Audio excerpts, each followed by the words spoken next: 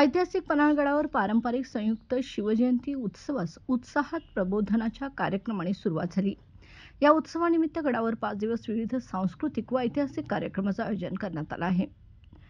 शनिवारी पहिल्या दिवशी सायंकाळी 8 वाजता सुदर्शन शिंदे यांचे शिवविचार व पन्हाळगडाचा इतिहास या विषयावर प्रेरणादायी व्याख्यान झाले.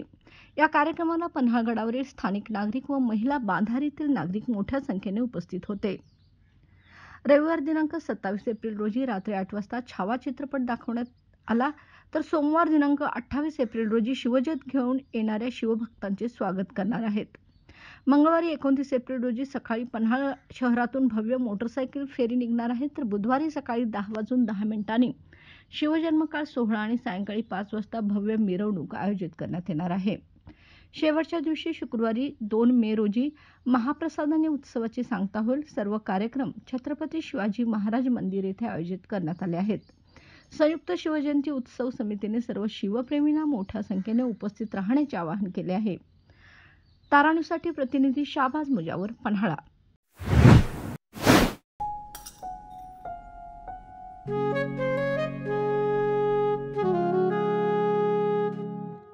बाबा, आज येताना बासुंदी घेऊन या ना. अगं, कालच आपण आईचा वाढदिवस होता म्हणून आणली होती ना. ऐकलं, गोकुळची बासुंदी पुन्हा खावीशी वाटतेय. खरं सांगू, मलाही खावीशी वाटतेय. पुन्हा पुन्हा खावीशी वाटणारी गोकुळ बासुंदी.